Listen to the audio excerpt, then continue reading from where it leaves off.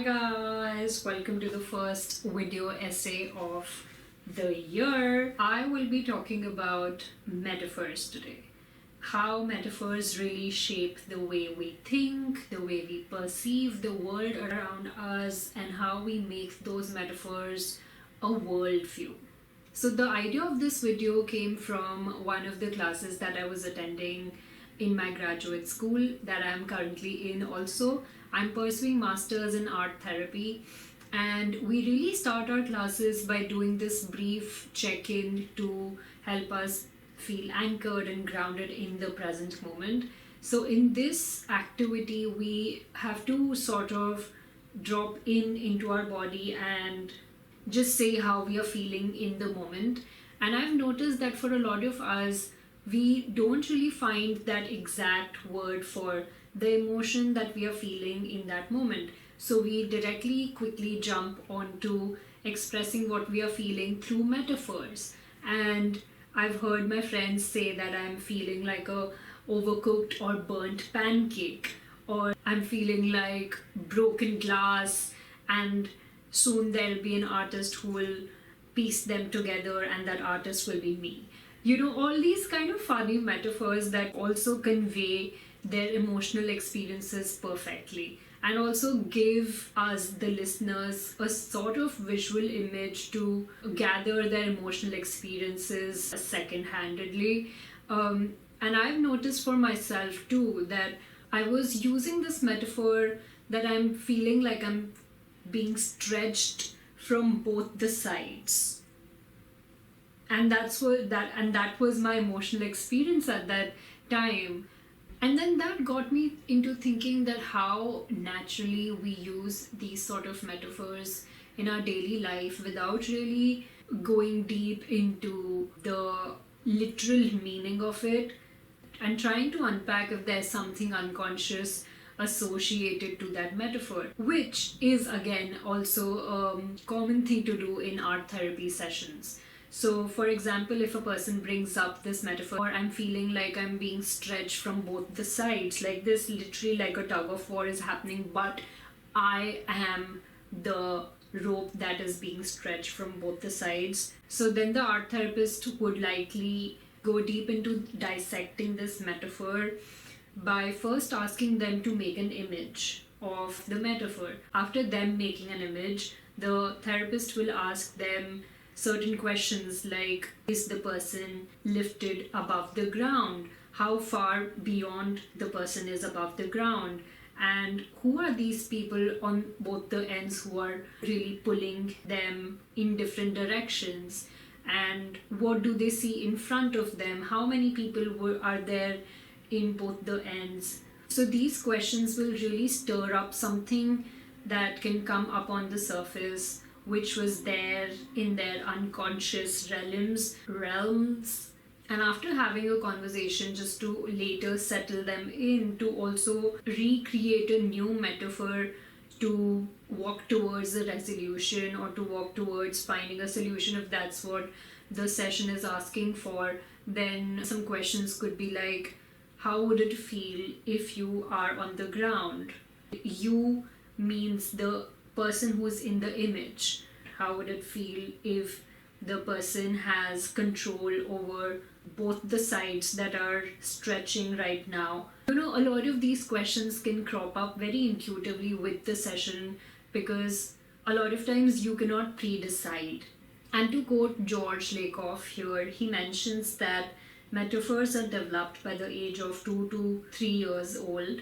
And he takes this example where how it is easy for us to associate warmth with affection or affection with warmth, because when in childhood, when we are held close to our mother's body or our caregiver's body, we feel this emotion of affection, and also we feel the temperature of the body, which is warm. And after a lot of repetitions of these two things happening at the same time, our brain kind of associates these two different things as happening together. So affection is warmth is a sort of metaphor that is being created by our brain by understanding what is happening in that reality after a lot of repetitions. He also goes on to mention that after a long while, we tend to live with these metaphors. However, this may not be true for people who have been born into extremely hot places. Their associations could be different. From my own lived experience of pursuing art therapy, where we tend to engage with a lot of materials with our hands, bodies, or even by thought, I started to perceive relationships or love or even concepts like time, memory with association of my engagement with the materials. For example, like yesterday I was explaining this to my friend that how I have started to see friendships in the form of clay. Now, because I have already worked with earth clay, I know how it feels like. I know the process of sculpting and making things out of clay. I started to associate real life friendships as the process of working with clay. Like how some friendships really need some efforts for it to be built and respected, and how some friendships maybe start with conflict and they have to be scraped together and there's a lot of rupture in the beginning, but then after a long time you also start to find the core of the relationship after a lot of collective repairs. So I started to see friendships as a way of sculpting or scraping, having this metaphor of clay in my mind. Then I remember in one of the art therapy classes, we were asked to express how grief feels like. And for me, grief is so dense and so silent that I really feel very paralyzed, if that's a big word for it. But I really feel very stuck when I'm grieving. And for me, in my mind, there was just one image where I was sitting with a lot of tangled yarn and I'm trying to really pull these threads slowly and softly in order for them to come back and make a ball of yarn of a specific color. You know what I mean? These metaphors are really being created in my own mind by the way I'm engaging with the materials in other contexts. So just the art making process, even when I'm enjoying, when I'm not, when I don't have any intention, even the art making process is making this real time video in my mind, which can be used or which comes up naturally with questions like, how does grief feel like to you, or how does friendships feel like to you? And it's interesting, also weird.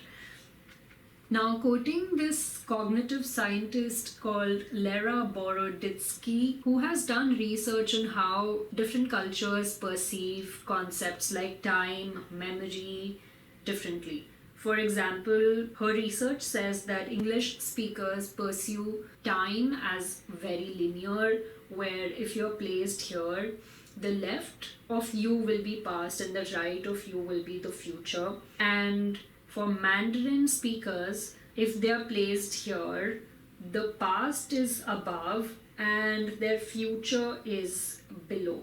Isn't that interesting how these metaphors or concepts also manifest themselves in the gestures and body movements? For example, if we are talking about something that had happened in the past, our hand automatically moves backward, and something that's going to happen in the future, our hand automatically moves forward. And Lara also mentions that in some cultures, the question of time also begins with what's moving. Are you moving towards time, or time is moving towards you? Are you approaching the holidays, or holidays are approaching you? So what really becomes the subject and the object?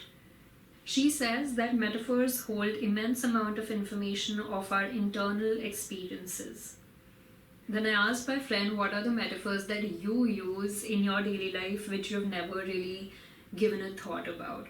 and we were discussing how metaphors like pull up your socks or buckle up are the metaphors that probably are rooting from the British colonialism, British Raj that happened in India. Because what does it mean really? And when I moved to America, here a lot of people quote somewhat similar emotion with pull yourself by your bootstraps. And that was so new for me because we are almost carrying the same emotion, but we are using different parts of our body, or we are using different objects. Another example is when Robert Wall Kimmerer in Braiding Sweetgrass, she mentions how the perception of world directly comes across in our language, and how we casually say that I'm diving deep into this rabbit hole, or I'm going into this rabbit hole. She rather suggests the use of I am following the rabbit trail, which also feels so different because rabbit hole feels like you don't have any control and you're like literally just falling into this deep abyss. But following a rabbit trail feels like a path to discover something, a path to curiosity almost. Alright, guys, that's all for today. Let me know if any metaphor that makes sense to you literally connects with your current reality. Write them in the comments, and I'll see you in the next video.